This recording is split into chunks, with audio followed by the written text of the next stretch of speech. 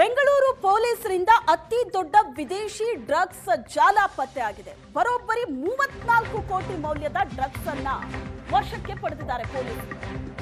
ರೈಲಿನಲ್ಲೇ drugs ಅನ್ನ ತಂದು ಮಾರಾಟ ಮಾಡ್ತಾ ಇದ್ದ ವಿದೇಶಿ peddlers.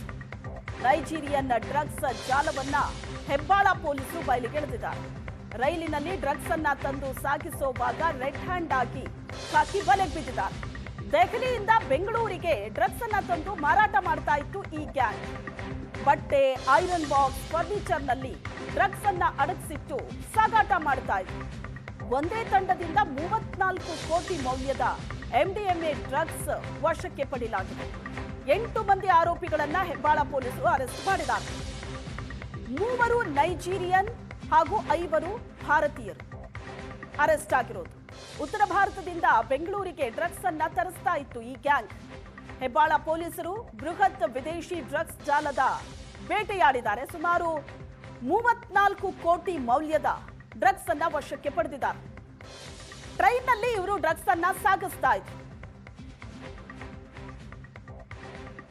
Present Hebbal police station ವ್ಯಾಪ್ತಿಯಲ್ಲಿ ಒಂದು ಕೇಸ್ ರಿಜಿಸ್ಟರ್ ಆಗಿ ಅದಕ್ಕೆ ಲಿಂಕ್ ಅಂದರೆ ನಮ್ಮದು ಎವಿಡೆನ್ಸಸ್ ಆಧಾರದ ಮೇಲೆ ಟೋಟಲ್ 8 ಜನಗೆ ಮತ್ತೆ ಅವರು ಅರೆಸ್ಟ್ ಮಾಡಿದರು.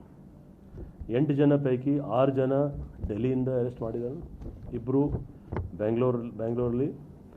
ಆ 6 ಜನ ಯಾರು ಡೆಲ್ಲಿಯಿಂದ ಅರೆಸ್ಟ್ ಮಾಡಿದ್ರು ಅವರು 3 ಜನ ಫಾರಿನರ್ಸ್, 3 ಜನ ಡೆಲ್ಲಿ ಅವರು. ಒಟ್ಟು 8 ಜನ ಆರೋಪಿ ಅರೆಸ್ಟ್ ಮಾಡಿ ಯಶಸ್ವಿಯಾಗಿ ಅವರು 17 kg 400 ಗ್ರಾಮ್, ಇದು ಮಾರ್ಕೆಟ್ ವ್ಯಾಲ್ಯೂ ಅಂದಾಜು ಸರಾಸರಿ 35 ಕೋಟಿ ವ್ಯಾಲ್ಯೂದು MDMA ಡ್ರಗ್ಸ್ ಸೀಸ್ ಆಗಿದೆ.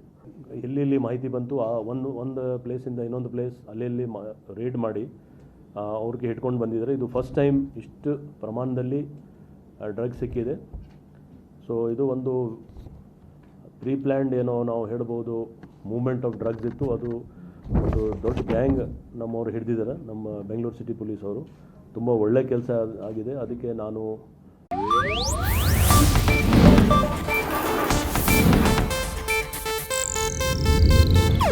ಇದು ಏಷ್ಯಾನೆಟ್ ನ್ಯೂಸ್ ನೆಟ್ವರ್ಕ್ ಪ್ರಸ್ತುತಿ.